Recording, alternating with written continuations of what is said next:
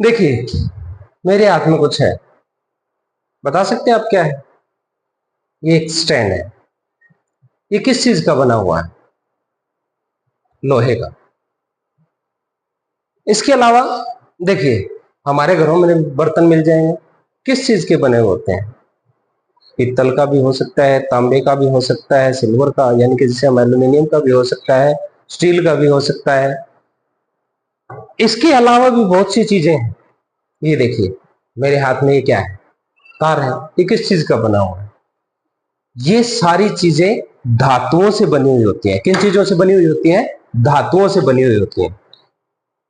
धातु और अधातु आज का हमारा पाठ कक्षा 10 का। मैं राय सिंह वर्मा आपके अपने YouTube चैनल विज्ञान का संसार पे आपका स्वागत करता हूं। और YouTube चैनल की कड़ी में आज हम करने जा रहे हैं कक्षा 10 का पाठ, जिसका नाम है धातु और अधातु। धातु होती क्या है ये तो हमें पता है। धातुएं हमने देखी हैं, बहुत सारे देखी हैं। हमारे घरों में भी अलग अलग धातुएं, लोहा है, चांदी भी हमने देखी होगी, सोना भी हमने देखा है, पीतल भी देखा है, तांबा भी देखा है। विभिन्न प्रकार की धातुएं हमारे घरों में हमें मिल जाती हैं और हमने अपने चारों तरफ के एनवायरमेंट में बहुत सी धातुएं देखी होंगी। लेकिन धातु होती क्या है? धातु होती क्या है, सबसे पहले हमें यही जानना है। तो आइए चलते हैं इस लेसन पे। मेटल्स एंड नॉन मेटल्स, धातु और अधातु। धातु होती क्या है, सबसे पहले हमें यही जानना है कि धातु है क्या। देखिए, वे तत्व जो इलेक्ट्रॉन देकर धन आयन बनाते हैं, क्या वे तत्व का तो हमने बताया था। तत्व होता क्या है? कोई भी पदार्थ, वो पदार्थ क्या है? देखिए, कोई भी पदार्थ जिसका आकार होता है, जो जिसका आयतन होता है, वो पदार्थ होता है। कोई भी पदार्थ हमारा हो गया, ये तत्व कहता है। तो तत्व एक ही प्रकार के परमाणुओं से बने पदार्थ क्या कहलाते हैं? तत्व कहलाते हैं। तो एक ही प्रकार के परमाणुओं से बने हो, तो ये कहता है जो तत्व इलेक्ट्रॉन देकर धन आयन बनाते हैं, इलेक्ट्रॉन दे देते हैं और धन आयन यानी के पॉजिटिव धन आयन बनाते हैं, जो उष्मा तथा विद्युत का चालन करते हैं, उष्मा और विद्युत का चालन करते हैं, वो क्या कहलाते हैं? धातु कहलाते हैं। धातुएं जो होती हैं वो उष्मा का चालन करती है। उष्मा का चालन किस प्रकार से करती है? देखिए, उष्मा का चालन क्या होता है आप एक एक्टिविटी के माध्यम से समझ सकते हैं। जब आपने देखा होगा हमारे घरों के अंदर जो हमारे बर्तन हैं, जिन्हें हम आग पे प्रयोग करते हैं, चाहे तवा हो या हमारा भगोना, उसका जो हैंडल होता है वो लकड़ी या प्लास्टिक का बना हुआ होता है। ऐसा क्यों? आपको भी पता है कि जी हमारे हाथ ना जले। हाथ क्यों जलेंगे भाई? आग तो कहीं जल रही है और हैंडल तो कहीं और है। इसका कारण यही है कि ऊष्मा चलती है। किसमें? धातुओं में। तो धातुएं एक जगह से ऊष्मा दूसरी जगह तक पहुंच जाती है, जिससे क्या होता है, वो गर्म हो जाते हैं और हमारा हाथ ना जले इसके लिए उसके हैंडल प्लास्टिक या फिर पीवीसी या किस चीज से, लकड़ी से बनाए जाते हैं। लकड़ी लगाई जाती है उनमें ताकि हमारे हाथ ना जले। तो ये क्या था? ये होता है कि ऊष्मा का चालन होता है। अब विद्युत का चालन, धातुओं में से विद्युत का चालन होता है। आपने देखा होगा जितने भी प्रकार के तार हैं, तार हमारे होते हैं। देखिए, इस प्रकार के तार हमारे होते हैं। इन तार के अंदर ऊपर प्लास्टिक की लेयर है, ताकि इसमें से जब विद्युत का चालन हो तो हमें करंट का झटका ना लगे। इनके अंदर क्या होता है? कॉपर यानी कि तांबा के या फिर एल्यूमिनियम, जिसे हम सिल्वर कह देते हैं, वो तार इसके अंदर डले हुए होते हैं और उन तारों के अंदर से विद्युत का चालन होता है। धातुएं जो होती है वो उष्मा की और विद्युत की सुचालक होती है। आपने देखा है तार किसी और चीज का बना हुआ? धातु के अलावा कोई तार होता है? नहीं होता है। तार जितने भी बने होते हैं धातुओं के बने होते हैं, क्योंकि धातुएं क्या है? विद्युत की सुचालक होती है, उष्मा की सुचालक होती है। तो हम धातु का प्रयोग करते हैं इसमें। तो जितने भी प्रकार के तार हमारे बने हुए होते हैं वो क्या है? हमारे धातु से बने होते हैं। अब धातु में किस धातु का प्रयोग करें? लोहे के तार नहीं होते, उनमें से करंट आसानी से पास नहीं होता, करंट गुजरता है। लेकिन सबसे बढ़िया जो करंट गुजरता है वो किस में से? तांबा में से। तो कॉपर यानी कि तांबा जो हमारा होता है विद्युत का सबसे अच्छा सुचालक होता है। देखिए, पंखे होते हैं हमारे, मोटर होते हैं, इनके अंदर जो तार का प्रयोग होता है वो तांबे के तार का अगर प्रयोग होता है तो वो सबसे बढ़िया माना जाता है, अगर तांबे के तार का प्रयोग हो रहा है तो। इसके अलावा भी तार का प्रयोग होता है, जिसे हम सिल्वर का तार कह देते हैं, दूसरे तारों का प्रयोग होता है, लेकिन तांबा विद्युत का अच्छा सुचालक होता है और उसमें से विद्युत आसानी से पार चली जाती है, इसलिए तांबे का प्रयोग सबसे बढ़िया माना जाता है तार के अंदर। अब क्या था, देखिए ये कहता है उदाहरण के तौर पर, उदाहरण इसने दिया एल्यूमिनियम, एल्यूमिनियम है, कॉपर है, आयरन है, लोहा, इस प्रकार की सभी क्या है, धातुएं हैं। ठीक है, अब धातुएं क्या होती है, वो ठोस अवस्था में पाई जाती है, लगभग धातुएं क्या है, ठोस अवस्था में होती है। देखिए आगे इन चीजों को हम आगे समझेंगे जब इनके भौतिक गुणों के बारे में आप करेंगे। अब हम पहले इससे पहले समझते हैं हमारा कि अगला पॉइंट हमारा अधातु, जैसा हमारा पाठ का नाम था धातु एवं अधातु। धातु को तो हमने जान लिया कि जो तत्व इलेक्ट्रॉन त्याग कर, इलेक्ट्रॉन का त्याग कर धनायन बनाते हैं, वो क्या होते हैं, हमारे धातु होती है। और धातु हमने बता दिया उष्मा और विद्युत की सुचालक होती है और कठोर होती है। उदाहरण हमने लिया था लोहा, चांदी, सोना, जितनी प्रकार की हमारी क्या होती है, धातुएं होती है। अब अधातु, अधातु क्या होती है, देखिए वो जो धातु नहीं है वो अधातु, ये ठीक है, लेकिन होती क्या है वो हमें बताना है। तो इसके अंदर हमारा क्या है, ये आ रहा है कि वे तत्व जो इलेक्ट्रॉन लेकर के ऋण आयन बनाते हैं। अभी हमने किया था कि वे तत्व जो इलेक्ट्रॉन देकर के धन आयन बनाते हैं वो क्या होते हैं, धातु होते हैं, और जो इलेक्ट्रॉन लेकर के ऋण आयन बनाते हैं वो क्या होते हैं, हमारे अधातु होते हैं। तो ये क्या करे, जो उष्मा और विद्युत का चालन नहीं करते, उष्मा और विद्युत का चालन उनमें से नहीं होता है, क्योंकि उष्मा और विद्युत का चालन होता है किस में से, धातु में से। तो ये क्या कहलाएंगे, हमारे अधातु कहलाएंगे। अब हमारा तो इसके उदाहरण हमने लिए कार्बन, नाइट्रोजन, सल्फर, ऑक्सीजन है हमारी गैस है, नाइट्रोजन है गैस है, सल्फर है क्या है, गैस है, कार्बन हमारा क्या है, एक तत्व है। तो ये क्या है, सारे के सारे अधातु होते हैं। अब देखो धातु हमारी होगी, हमें पता है किस प्रकार की धातु होती है, हमने बहुत सी धातु घरों में देखी भी है। अधातु, अधातु के हमने उदाहरण दे दिए, गैस जैसे है। देखिए एक चीज जो सबसे है कि धातु या तो ठोस अवस्था में पाई जाती है या फिर द्रव अवस्था में पाई जाती है। किसमें पाई जाती है, ठोस या द्रव के अंदर पाई जाती है। तो ठोस में क्या है, सारी धातु आ गई, लेकिन एक ही धातु ऐसी है जो सिर्फ द्रव अवस्था में पाई जाती है, और वो धातु हमारी क्या है, पारा। पारा एक ऐसी धातु है जो द्रव अवस्था में पाई जाती है, बाकी सारी की सारी ठोस अवस्था में पाई जाती है। अधातु, अधातु तीनों अवस्थाओं में पाई जाती है, तीनों अवस्थाओं मतलब ठोस, द्रव और गैस।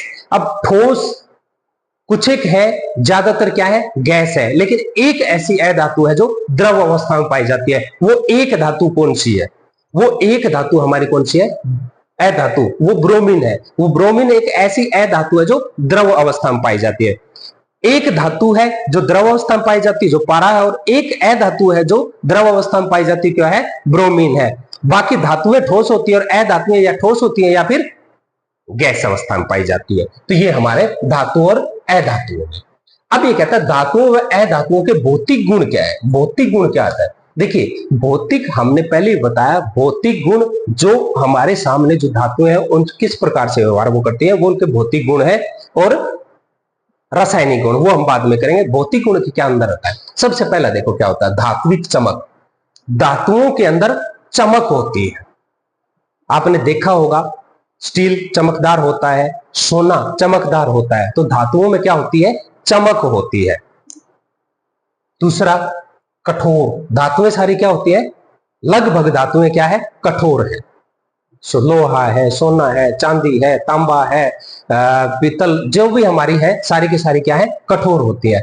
आघात वर्ध्यता, आघात वर्ध्यता आपने पढ़ा होगा पहले, आघात वर्ध्यता क्या है, 9th क्लास में आपने पढ़ा होगा। ये क्या है, ये एक गुण है धातु का, जिससे हम क्या कर सकते हैं, पीट पीट के धातु को हम चद्दर का जैसे हमारे क्या होते हैं, चद्दर का रूप दे सकते हैं, जिसे हम क्या बनाते हैं, टीन बनाते हैं या दरवाजे वगैरह बनते हैं। तो ये क्या है हमारा, हम पीट पीट के उसको चद्दर का रूप दे सकते हैं, पीट करके जिससे चादर बनाई जा सके, वो क्या होता है, आघात वर्ध्यता उसका गुण होता है। आघात वर्ध्यता की परिभाषा क्या हुई कि धातुओं का वह गुण जिसके द्वारा धातुओं को पीट करके उनके चादर के रूप में परिवर्तित किया जा सकता है, वो क्या होती है, हमारी आघात वर्ध्यता कहलाती है। इसके बाद है तन्यता। तन्यता क्या होती है, देखिए धातुओं का आघात वर्ध्यता के अलावा एक गुण और होता है कि धातुओं को तार के रूप में परिवर्तित किया जा सकता है। धातुओं से तार बनाया जाता है, हमें पता है विभिन्न प्रकार के तार बनते हैं।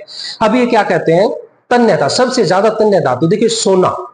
1 ग्राम सोने से हम 2 किलोमीटर लंबा तार बना सकते हैं। क्या कर सकते हैं, 1 ग्राम, सोचिए 1 ग्राम सोना कितना, उससे 2 किलोमीटर लंबा तार, ये उसकी तन्यता, उसका गुण है।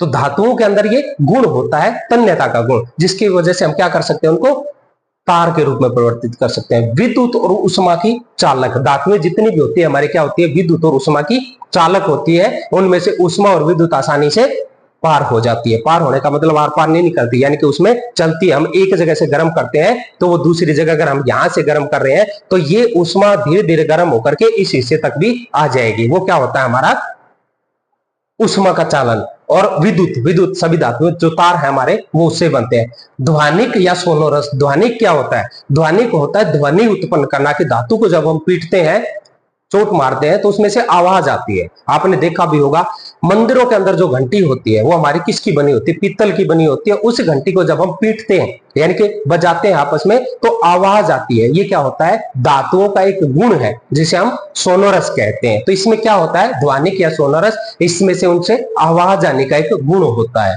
घनत्व है उच्च गलनांक। धातुओं का घनत्व ज्यादा होता है, धातुओं का जो गलनांक होता है वो ज्यादा होता है। गलनांक क्या होता है, वह तापमान जिस पर कोई धातु पिघलना शुरू कर दे, कोई भी वस्तु पिघलना शुरू करते वह उसका गलनांक होता है। यहां हम धातुओं की बात कर रहे हैं तो धातुओं का गलनांक क्या है, ज्यादा होता है। लोहे को अगर पिघलाना हो तो क्या होगा, लोहे को पिघलाने के लिए ज्यादा तापमान की जरूरत होगी। तो ये हमारा क्या हो जाता है, ये क्या थे, हमारे धातुओं के गुण थे। कौन से, भौतिक गुण।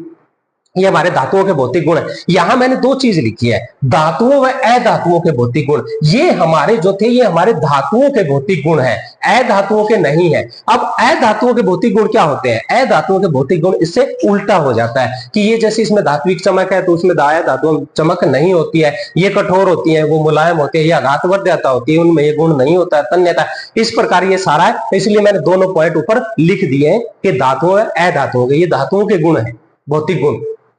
अब आता है हमारा, ये देखिए धातुओं अधातुओं को उनके भौतिक गुणों के आधार पर डिफरेंस है। इसमें देखिए क्या है, धातुओं और अधातुओं का भौतिक गुणों के आधार पर इनमें डिफरेंस जो अभी मैंने बताया था वो सारे के सारे इसके अंदर आ जाते हैं। वो क्या था हमारा, धात्विक चमक। धात्विक चमक का अभी मैंने बताया था, धातुएं चमकदार होती हैं।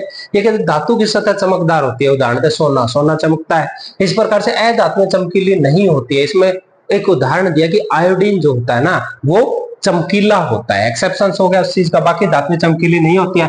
कठोरता, धातुएं सामान्यतः क्या होती हैं, कठोर होती हैं, लेकिन लिथियम, सोडियम और पोटेशियम जो है वो मुलायम होती है। सोडियम का आपने देखा वो क्या है, मुलायम, तो चाकू से काटा जा सकता है। ये अधिकतर कठोर नहीं होती है। कार्बन एक अपर रूप है जिसका सोना, क्या जो हीरा है वो कार्बन का एक शुद्ध रूप होता है जो कठोर होता है। रूप होता है अवस्थाएं। कमरे के तापमान पर लगभग धातुएं क्या है, कठोर अवस्था में पाई जाती है, ठोस होती हैं। लेकिन एक जो है वो ठोस नहीं है, वो क्या हमारा पारा होती है। अधातुएं ठोस या गैसीय अवस्था में पाई जाती है, परंतु एक अधातु ऐसी भी है जो द्रव अवस्था में पाई जाती है। एक धातु है जो द्रव अवस्था में पाई जाती है और एक अधातु है जो द्रव अवस्था में पाई जाती है। आघातवर्ध्यता, बताया था कि आघातवर्ध्यता पीट पीट करके चादर बनाने का जो गुण होता है वो हमारा आघातवर्ध्यता होता है। इसको क्या है, हम धातु को पीट पीट कर चादर बनाए जा सकते हैं। अधातुओं में आघातवर्ध्यता का गुण नहीं होता है। तन्यता, धातुओं को पतली तार के रूप में खींचा जा सकता है, उदाहरण सोना। मैंने बताया कि 1 ग्राम सोने से 2 किलोमीटर लंबा तार बनाया जा सकता है। ये कहता है अधातुएं तन्य नहीं होती, उनको खींच करके तार नहीं बन सकता है। विद्युत एवं उष्मा के चालक, क्या होती, धातुएं विद्युत और उष्मा की चालक होती हैं। अभी मैंने बताया था कि विद्युत जब एक सिरे से गर्म करते हैं तो दूसरे सिरे तक उष्मा पहुंच जाती है, तो क्या होती है, विद्युत और उष्मा की सुचालक होती है। इनमें कहता है सीसा और मरकरी जो है विद्युत और उष्मा की कुचालक है। ये क्या है, कुचालक है विद्युत के। तो इसके अंदर क्या था, सामान्यतः अधातु विद्युत और उष्मा की कुचालक होती है। तो ये वही सारे के सारे भौतिक गुणों के आधार पर डिफरेंस है इसके अंदर जो हम पीछे हमने बताए हैं। अब देखिए इसमें धातुओं के रासायनिक गुण। धातुओं के रासायनिक गुण क्या होते हैं, अभी हमने बताया था धातुओं के भौतिक गुण। अब हम बता रहे हैं कि धातुओं के रासायनिक गुण क्या है। देखिए भौतिक गुण तो हमने देख लिए, रासायनिक गुण है क्या। रासायनिक गुण का मतलब है कि भौतिक अवस्थाएं जैसे थी कि रासायनिक तौर पर किस प्रकार से वो अभिक्रियाएं करते हैं, वो चीजें इसके अंदर है। इसके अंदर हम जो भी अभिक्रियाएं हैं वो आगे पढ़ेंगे, लेकिन उनका मैं बता देता हूँ कौन कौन सी चीजें इसके अंदर आएगी। देखिए इसके अंदर हमारा धातुओं की वायु के साथ अभिक्रिया, धातुएं वायु के साथ अभिक्रिया करती है। धातुएं वायु के साथ अभिक्रिया करेंगे तो क्या होगा, इसकी एक एक्टिविटी हम करके देखते हैं। उस एक्टिविटी के अंदर क्या है, हमारी धातु को हम मैग्नीशियम के एक धातु को जलाएंगे। देखिए ये हमारा मैग्नीशियम का तार है, इसको हम जलाएंगे। इसको जब हम जलाएंगे, जलाने से पहले हम इसको अच्छी तरीके से साफ कर लेंगे, क्योंकि इसके ऊपर क्या है, ऑक्सीजन के प्रेजेंस में इसके ऊपर क्या होता है, एक प्रकार से संक्षारण हो जाता है। इसको हम अच्छी प्रकार से साफ कर लेंगे ताकि जल्दी आग पकड़े। जब हम इसको जलाएंगे तो ये सफेद तेज रोशनी के साथ जलेगा और सफेद पाउडर बनेगा इसका, जिसको क्या होगा, धातु का ऑक्साइड होगा, यानी कि मैग्नीशियम ऑक्साइड। ये मैग्नीशियम है, मैग्नीशियम को ऑक्सीजन की उपस्थिति में जलाएंगे तो क्या होगा, मैग्नीशियम का ऑक्साइड बनेगा। इसी प्रकार जो भी धातु है, जिस भी धातु को हम ऑक्सीजन के प्रेजेंस में जलाएंगे वो क्या है, उस धातु का ऑक्साइड बनाएंगे, वो धातु का ऑक्साइड बनेगा। सभी धातुएं क्या है, ऑक्सीजन के साथ ऑक्साइड बनाती है। एल्यूमिनियम का हम जब जलाएंगे ऑक्सीजन की उपस्थिति में तो एल्यूमिनियम का ऑक्साइड बनेगा। कॉपर को जलाएंगे, कॉपर का ऑक्साइड बनेगा। देखिए जब हम मैग्नीशियम को जलाते हैं ऑक्सीजन के साथ तो हमारा क्या बनता है, मैग्नीशियम का ऑक्साइड बनता है। हमारा क्या बनता है, मैग्नीशियम ऑक्साइड। ये क्या होता है, सफेद रंग का होता है। मैग्नीशियम ऑक्साइड जो है सफेद रंग का बनेगा। तेज रोशनी के साथ मैग्नीशियम जलेगा, सफेद तेज रोशनी होगी। जब हम कॉपर को जलाते हैं ऑक्सीजन के साथ तो हमारा कॉपर ऑक्साइड बनता है, और ये क्या होता है, काला। ये कॉपर का ऑक्साइड हो गया हमारा। कॉपर हमारी मेटल, तांबा जिसे हम बोलते हैं, मैग्नीशियम हमारे मेटल। जब इनको जलाते हैं तो क्या होता है, हमारा ऑक्साइड बनते हैं। इसी प्रकार से जब हम एल्यूमिनियम को ऑक्सीजन के साथ जलाएंगे तो एल्यूमिनियम का भी ऑक्साइड बनेगा। तो ये एक्टिविटी जो है, और एक्टिविटी में आप देखना उस चीज को किस प्रकार से ऑक्सीजन की उपस्थिति में जलती है, किस प्रकार की रोशनी देती है और क्या बनता है उस चीज का। तो ये चीज है। इसका क्या करा है, दूसरा हमारा जल के साथ अभिक्रिया। जब वो जल के साथ, जल किस प्रकार अभिक्रिया करते हैं, देखिए मैग्नीशियम की एक एक्टिविटी हम करेंगे इसमें, वो इसकी जल के साथ अभिक्रिया करवाएंगे। सोडियम की एक एक्टिविटी करेंगे। सोडियम को हम आपको काट के दिखाएंगे किस प्रकार से कटता है, किस प्रकार से वो डिब्बे में है, किस प्रकार का होता है, वो सारा उसके अंदर आप नोट करना उस चीज को। तीसरा है अम्लों के साथ अभिक्रिया। अम्ल हमारे क्या होते हैं, एसिड जिसे हम बोलते हैं, तनु अम्ल। तनु अम्ल जो भी होगा उसके साथ अभिक्रिया हम करवाएंगे तो क्या होगा उसमें, वो बनाएंगे हमारे लवण बनाएंगे। तो ये हम दिखाएंगे आपको धातुओं के लवण के विलीनों के साथ। जब लवणों के विलीनों के साथ अभिक्रिया करवाते हैं तो वो धातुएं किस प्रकार से रिएक्ट करते हैं वो आगे के हम आपको दिखाएंगे। और आगे हमारा धातुओं की सक्रियता श्रेणी। सक्रियता श्रेणी क्या है कि धातु किस प्रकार से रिएक्टिव है, कौन सी धातु ज्यादा रिएक्टिव है, कौन सी धातु कम रिएक्टिव है, ये उस चीज के अंदर हम करके दिखाएंगे। तो ये इस चीज के अंदर आओ करते हैं, अगले पे देखते हैं क्या है। पहला हमारा है धातुओं की वायु से अभिक्रिया। वायु से अभिक्रिया का मतलब है ऑक्सीजन। वायु में ऑक्सीजन प्रेजेंस है कि किसी भी धातु को जब हम ऑक्सीजन की उपस्थिति में जलाते हैं तो क्या होता है, एक्टिविटी हमारी है। उस एक्टिविटी में हम क्या करते हैं, मैग्नीशियम को, मैग्नीशियम हमारा क्या है, रिबन, जैसा मैंने बताया था, ये मैग्नीशियम रिबन है। इसको जब हम जलाते हैं, जलाने के साथ ये तेज रोशनी के साथ जलता है, और तेज रोशनी के साथ जलने के बाद ये क्या हमारा मैग्नीशियम का ऑक्साइड बनता है। धातुओं को वायु का दहन करने पर ऑक्सीजन से ऑक्साइड बनाते हैं। तो क्या है, धातु के ऑक्सीजन के साथ अभिक्रिया धातु ऑक्साइड। जब कॉपर को वायु की उपस्थिति में, ये हमारा कॉपर है, ये ऑक्सीजन है, कॉपर का ऑक्साइड बन रहा है हमारा। अभी मैंने बताया मैग्नीशियम का ऑक्साइड सफेद रंग का चूर्ण बनेगा, मैग्नीशियम ऑक्साइड। कॉपर का काले रंग का कॉपर ऑक्साइड बनेगा। तो ये हमारा आ जाता है, इसकी अभिक्रिया आपने देखनी। देखिए ये मैग्नीशियम का रिबन है। हम मैग्नीशियम को जब ऑक्सीजन की प्रेजेंस में जलाएंगे तो क्या होगा, मैग्नीशियम ऑक्साइड बनेगा। मैग्नीशियम अभिक्रिया करेगा किसके साथ, ऑक्सीजन की प्रेजेंस में जब जलेगा तो मैग्नीशियम ऑक्साइड बनेगा। हम इसको जला के दिखाते हैं, सफेद रोशनी के साथ जलेगा। देखिए इसमें काफ़ी टाइम लेता है ये जलने में, और जब ये जलता है तो सफ़ेद रोशनी के साथ जलता है ये।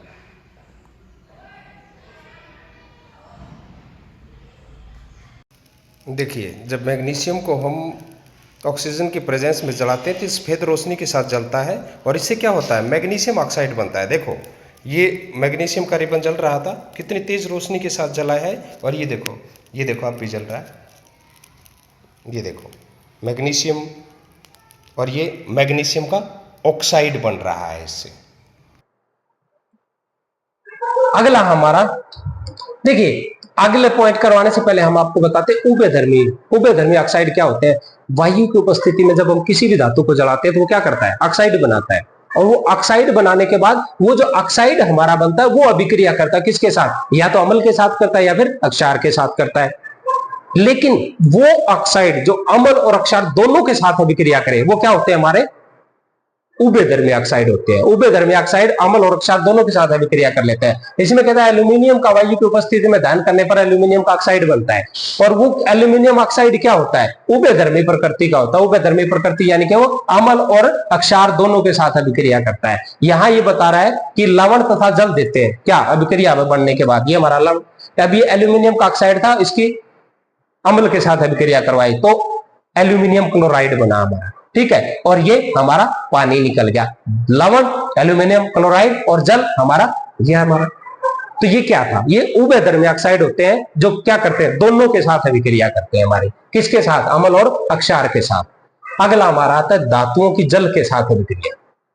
देखिए आप इससे पहले ये एक्टिविटी देखिए, इस एक्टिविटी के अंदर क्या है, इस एक्टिविटी के अंदर हमने सोडियम धातु ली है। सोडियम धातु किस प्रकार से हम डिब्बे के अंदर केरोसिन ऑयल के अंदर रखते हैं, क्यों रखते हैं, क्योंकि सोडियम जो होती है हमारी हाईली रिएक्टिव होती है। जब हम उसको वो खुले में अगर हम छोड़ दें तो ऑक्सीजन के साथ अभिक्रिया कर लेती है। हमने सोडियम धातु लिए, हमने इसको काटा है, जब हम इसको काटते हैं ये मुलायम होती है और चाकू से कट जाती है। काटने के बाद आप इसको साइड में देखना, एक चमक है जो धातु की चमक होती है वो उसके अंदर है। और जब हम उसकी पानी के साथ अभिक्रिया करवाते हैं, यानी कि पानी में हम उसको डालते हैं तो अनार की तरह चलती है, अनार की तरह चलती है और बाद में अनार की तरह ही ब्लास्ट होती है। तो आप देखना उस चीज को, उसकी एक्टिविटी आप नोट करना इसके पॉइंट। देखिए ये हमारे पास सोडियम धातु है, सोडियम मेटल। ये क्या है, डिब्बे के अंदर है। और इसको क्या है देखना आप, इसको लिक्विड यानी कि केरोसिन के अंदर डाल करके डब्बे में रखा गया है। ये देखिए ये जो है ये रहा इसमें। अब इसको अगर हम खोलते हैं, हम आपको इसके अंदर दिखाते हैं कि इसका किस प्रकार से सोडियम धातु है और इसको कैसे रखा गया है। ये देखिए ये हमारी सोडियम धातु है, ये सोडियम धातु है। अभी हम इसको निकालेंगे इसमें से और सोडियम धातु निकालने के बाद आपको दिखाएंगे किस प्रकार से ये सॉफ्ट है। और इसको फिर जब पानी के साथ इसकी अभिक्रिया करवाएंगे तो किस प्रकार से ये पानी के साथ अभिक्रिया करती है, वो अभिक्रिया आप इसमें देखिएगा। देखिए ये सोडियम धातु है, इसको हमने निकाला है इसके अंदर से हमने निकाल लिया है। इसके अंदर से जब हमने सोडियम धातु निकाली थी, सोडियम धातु इस प्रकार से है, देखो इसको लिक्विड पैराफिन यानी कि केरोसिन ऑयल के अंदर इसको रखा गया है, लिक्विड पैराफिन में, और कोटेड विद लिक्विड पैराफिन है। इसको हम काटेंगे तो ये देखिए चाकू इसके अंदर जा रहा है, ये इतनी सॉफ्ट होती है कि ये इससे कट जाती है। देखिए ये कट गई, ये देखो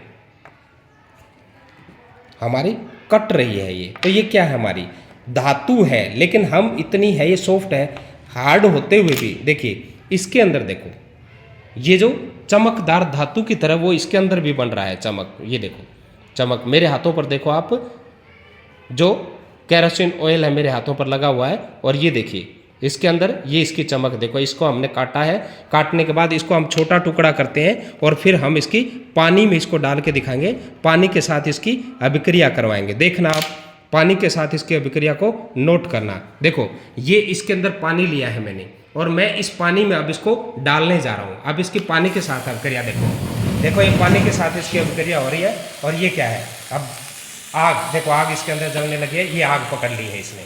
ये क्या है, हमारा सोडियम है। अब इसके अंदर पानी में हमने डाला और देखना इसका, देखो ये किस प्रकार से आग निकल रही है। ये क्या था हमारा, ये सोडियम। देखो इसके अंदर ये थोड़ा सा बचा हुआ भी है, पानी के साथ अभिक्रिया हो रही है इसकी। देखिए ये इसकी एक्टिविटीज थी जो हमने आपको करके दिखाई है।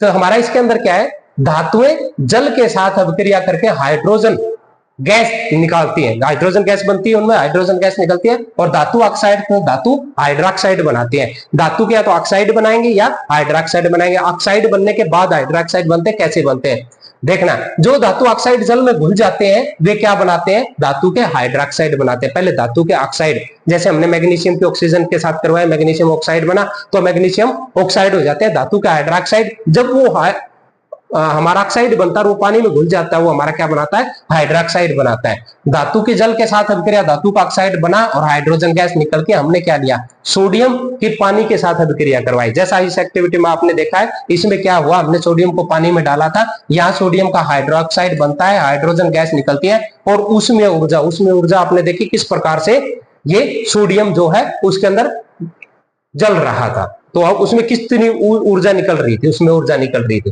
तो ये हमारी अभिक्रिया थी, धातुओं के जल के साथ जो है धातुएं वो अभिक्रिया करती है, तो किस प्रकार से करती है और क्या बनता है। तीसरा हमारा, दो हमने कर लिए, पहला हमने किया धातु की ऑक्सीजन के साथ अभिक्रिया, धातु ऑक्साइड बनाते हैं। दूसरा धातुओं की पानी के साथ अभिक्रिया, उसमें धातु हाइड्रोक्साइड, ऑक्साइड बनने के बाद हाइड्रोक्साइड बनाते हैं। तीसरा हमारा क्या है, इसमें धातुओं के अम्लों के साथ अभिक्रिया। अम्ल क्या है, कोई भी धातु हम लेते हैं, इसमें हम तनु हाइड्रोक्लोरिक एसिड हम ले रहे हैं, तनु HCl, जो उससे क्या हो रहा है हमारा, उसके साथ जब हम अभिक्रिया करवाते हैं, ये क्या कर रहा है, सभी धातुएं तनु अम्लों से क्रिया करके हाइड्रोजन गैस तथा धातु लवण निर्मित करती है। क्या बनाती है, हाइड्रोजन गैस निकलती है, पहले वाली रिएक्शन में भी निकल रही थी जब पानी के साथ अभिक्रिया थी। और इसमें क्या करता है, धातु की तनु अम्ल के साथ अभिक्रिया, बन क्या रहा है, धातु लवण और हाइड्रोजन। देखिए धातु लवण और हाइड्रोजन, हमने सोडियम लिया, सोडियम की HCl के साथ अभिक्रिया करवाई, हमारा क्या बना, सोडियम क्लोराइड लवण। ठीक है, ये लवण क्या था हमारा, नमक। क्या होता है, ये नमक होता है हमारा सोडियम क्लोराइड, और निकला क्या, हाइड्रोजन गैस। इसमें क्या हुआ, यानी कि ये क्या करता है, अम्लों के साथ अभिक्रिया करता है, और अम्ल के साथ अभिक्रिया करके क्या बनाता है, ये धातुएं अम्लों के साथ अभिक्रिया करके लवण बनाती है। तो लवण हमारा इसमें बना, ये हमारा नमक बना, सोडियम क्लोराइड। तीन प्रकार की अभिक्रिया हमने कर ली। आइए चौथी अभिक्रिया, चौथी अभिक्रिया क्या है, देखिए इसके अंदर है लवण विलयन के साथ अभिक्रिया। लवण बन रहे थे पीछे वाली अभिक्रिया में। पहली अभिक्रिया हमारी क्या थी, धातु के ऑक्सीजन के साथ अभिक्रिया, धातु ऑक्साइड बना रहे थे। दूसरी धातु की पानी के साथ अभिक्रिया, हाइड्रोक्साइड बना रहे थे। तीसरी हमारी अभिक्रिया थी जिसमें क्या कर रहा था, लवण बना रहे थे, हमारे HCl के साथ अभिक्रिया जब करवाए। चौथी हमारी क्या है, लवण विलयन हम ले रहे हैं, लवण विलयन के साथ अभिक्रिया करवाते। अधिक अभिक्रियाशील धातु अपने से कम अभिक्रियाशील धातु को उसके स्थान से विस्थापित कर देती है। ये विस्थापित शब्द आपने सुना होगा, पहले हमने किया था, पहले पाठ में जब हम कर रहे थे रासायनिक अभिक्रिया और समीकरण, उस पाठ में हमने विस्थापन अभिक्रिया की थी। विस्थापन अभिक्रिया में क्या होता है, ज्यादा क्रियाशील तत्व जो होता है वो कम क्रियाशील को किसी यौगिक में से रिप्लेस कर देता है और उसकी जगह ले लेता है। ज्यादा अगर ताकतवर है तो कमजोर की जगह ले ही सकता है, तो वही इसके अंदर होता है, ज्यादा क्रियाशील होता है तो कम क्रियाशील की जगह ले लेता है और उसको उसके स्थान से हटा देता है। यौगिक क्या होते हैं, दो तत्वों से मिलकर के बनने वाला यौगिक। अब जैसे इसके अंदर हमने लिया आयरन सल्फेट, फेरस सल्फेट के विलयन से जिंक की छड़ डाली। देखिए ये हमारा है FeSO4, फेरस सल्फेट का विलयन, इसमें जिंक की छड़ डालने पर क्या अभिक्रिया होगी, जिंक ज्यादा रिएक्टिव था, ये क्या करेगा, आयरन Fe को इसके स्थान से रिप्लेस कर देगा, बनाएगा क्या, जिंक का सल्फेट बनेगा। क्या बनेगा, जिंक का सल्फेट बनेगा और आयरन अलग हो जाएगा हमारा। तो ये ज्यादा क्रियाशील था जिंक, इसने कम क्रियाशील था तो आयरन को वहां से रिप्लेस कर दिया और उसकी जगह ले ली। एक दूसरा एग्जांपल हम करते हैं, कॉपर सल्फेट। कॉपर सल्फेट हमने लिया, इसकी आयरन के साथ अभिक्रिया करवाई। आयरन कॉपर से ज्यादा अभिक्रियाशील है, तो क्या करेगा, आयरन कॉपर को रिप्लेस कर देगा, आयरन FeSO4 बनाएगा और कॉपर अलग हो जाएगा हमारा। ये था हमारा, इसके अंदर क्या, इसको विस्थापन अभिक्रिया कहते हैं। इसमें क्या हुआ, ज्यादा क्रियाशील ने कम क्रियाशील को उसके स्थान से रिप्लेस कर दिया और उसकी जगह ले ली हमारी। ये हमारी अभिक्रिया की थी। लवणों के साथ हमारी जो अभिक्रिया, लवण विलयन जो हमारा है, उसके साथ जब धातु अभिक्रिया करती है, जिंक हमारी मेटल थी और ये हमारा क्या था, लवणीय विलयन था। इस प्रकार से ये विलयन था और ये आयरन मेटल था, इसने क्या किया, रिप्लेस किया और अपनी जगह ले ली। किसको, अपने से कम क्रियाशील को। अब ये क्रियाशील क्या, क्रियाशीलता क्या है, आगे बड़े उसमें हम करते, देखिए क्या हो रहा हमारा, जो ये था धातुओं की सक्रियता श्रेणी। धातुओं की सक्रियता श्रेणी क्या है, अभी जो हमने किया था वो इस चीज के ऊपर ही आधारित है। ये क्या कर रहा है, सक्रियता श्रेणी वैसी होती है इसमें धातुओं की क्रियाशीलता को अवरोही क्रम में, अवरोही क्रम का मतलब ज्यादा सक्रिय धातु सबसे ऊपर, उससे कम, उससे नीचे, उससे नीचे, इस प्रकार से क्रियाशीलता का अवरोही क्रम हमने दे दिया। तो ये क्या करा है, देखिए पोटेशियम सबसे ज्यादा क्रियाशील कौन सी है, पोटेशियम। उसके बाद दूसरे नंबर पर हमारी कौन सी आती है, सोडियम, जिसका हमने 2-3 एक्टिविटीज में अभी प्रयोग करके दिखाया है। Calcium, magnesium, aluminium, zinc, zinc छठे नंबर पे, आयरन 7वें नंबर पे, जिसकी हमने अभी विक्रिया की थी फेरस सल्फेट के सॉल्यूशन में जिंक की छड़ डालते हैं तो क्या हो रहा है, जिंक क्या कर रहा है, आयरन को रिप्लेस करके फेरस सल्फेट क्या बना रहा है, जिंक सल्फेट बना देता है। इसके बाद लेड, हाइड्रोजन और कॉपर, अभी हमने कॉपर का, कॉपर सल्फेट का हमने लिया था उदाहरण, और हमारा आयरन 7वें नंबर पर है और कॉपर हमारा क्या 10वें नंबर पर है। इसका मतलब आयरन ज्यादा है, कॉपर सल्फेट के सॉल्यूशन में हमने आयरन डाला तो क्या हुआ, उसने उसको रिप्लेस कर दिया, रिप्लेस करने के बाद उसकी जगह ले ली। तो ये हमारा क्या था, ये सक्रियता श्रेणी। और सक्रियता श्रेणी हमें याद करनी पड़ेगी कि कौन सी धातु ज्यादा रिएक्टिव है, कौन सी धातु कम रिएक्टिव है, ये इस चीज के ऊपर डिपेंड करता है। देखिए ये क्या कह रहा है, धातु और अधातुओं के बीच जो अभिक्रिया, अब धातु है और एक अधातु है, उनके बीच जो अभिक्रिया हो रही उससे क्या, ये कह रहा है धातुओं की प्रवृत्ति, मैंने बताया था पहली जब परिभाषा थी कि धातुओं की प्रवृत्ति इलेक्ट्रॉन देने की होती है। क्या होती है, धातुएं इलेक्ट्रॉन देती है और अधातुएं इलेक्ट्रॉन लेती है। सबसे पहला धातु की परिभाषा जब करवाई तो यही करवाया गया था कि धातुएं जो है इलेक्ट्रॉन दे करके धन आवेशित हो जाती है, और ये अधातुओं की प्रवृत्ति कैसे होती है, इलेक्ट्रॉन लेने की होती है। ठीक है, जब धातु व अधातु एक दूसरे से अभिक्रिया करते हैं तो दोनों ही इलेक्ट्रॉनों के लेन देन द्वारा अपने अष्टक पूर्ण करने की कोशिश करते हैं। अष्टक पूर्ण करने का मतलब क्या होता है ये भी बताएंगे आपको। उदाहरण हमारा सोडियम, सोडियम का इलेक्ट्रॉनिक विन्यास जो कि एक धातु है का प्रयास करते हैं ये लेने का। ठीक है, इसका क्या है, देखिए हम इस चीज को समझते हैं कि जो हमारी पीरियोडिक टेबल है, पीरियोडिक टेबल जब हम देखते हैं,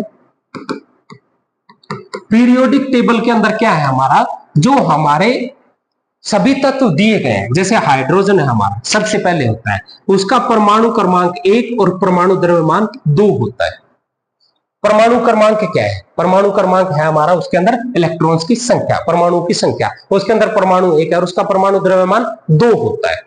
ठीक है, इसी प्रकार से हमारा हीलियम, हीलियम का परमाणु क्रमांक 2 और परमाणु द्रव्यमान क्या होता है, 4 होता है। अब ये इसके अंदर जो परमाणुओं की संख्या है किसी के भी अंदर, वो उसकी परमाणु क्रमांक कहलाती है। अब परमाणु क्रमांक जिसका जितना है, कोई भी तत्व होता है, देखिए ये उसका केंद्र, ये दूसरा, ये कक्ष, ये अलग अलग कक्ष बने हुए हैं। ये प्रथम कक्ष, इसके अंदर 2 इलेक्ट्रॉन होते हैं, द्वितीय कक्ष इसके अंदर 8 इलेक्ट्रॉन होते हैं, तृतीय कक्ष इसके अंदर 8 इलेक्ट्रॉन होते हैं, और ये अगला कक्ष जिसके अंदर 8 इलेक्ट्रॉन, अगले वाले में 8 आते हैं। अब क्या हो रहा है, देखिए इसके अंदर क्या हो रहा है हमारा, अगर ये पूरा है, इसके पास 2 इलेक्ट्रॉन है, तो किसी भी रासायनिक अभिक्रिया में भाग नहीं ले रहा। क्यों, क्योंकि ये अपने आप में पूर्ण। देखिए मुझे किसी चीज की जरूरत नहीं है तो मुझे किसी के पास मांगने जाने की भी जरूरत नहीं है, और मेरे पास फालतू नहीं है तो मुझे किसी को देने की भी जरूरत नहीं है। तो इसके 2 चाहिए इसको पूर्ण करने के लिए, स्टेबल होने के लिए। अगर इसके पास 2 इलेक्ट्रॉन आज है तो ये अपने आप में पूर्ण है। इसके बाद अगले में 8 होते हैं, अगर अगले में 8 पूरे हैं तो ये इसका ये कक्ष पूरा हो जाता है। लेकिन जिसके पास कम है वो क्या करे, देखिए पहले वाला हमारा ये जो इसमें हमारा हाइड्रोजन है, हाइड्रोजन के पास 1 इलेक्ट्रॉन है, इसको अपना ये कक्ष पूरा करने के लिए कितने चाहिए, 2 चाहिए। तो हाइड्रोजन क्या करेगा, अभिक्रिया करेगा, रासायनिक अभिक्रिया में भाग लेगा, वो दूसरे के साथ अभिक्रिया करेगा और क्या करेगा, अपने इस कक्ष को पूर्ण करने की कोशिश करेगा। 1 इलेक्ट्रॉन 1 आबंध अगर ये किसी के साथ बना लेगा तो इसका कक्ष पूरा हो जाएगा, और इसका कक्ष पूरा हो जाएगा तो क्या करेगा, फिर ये इसको जरूरत नहीं है, फिर ये कक्ष पूरा करने के लिए क्या करेगा, रासायनिक अभिक्रिया में भाग लेगा। अब इसमें बताया कि धातु और अधातु, हमने बताया धातु देने वाले हैं, अधातु लेने वाले हैं।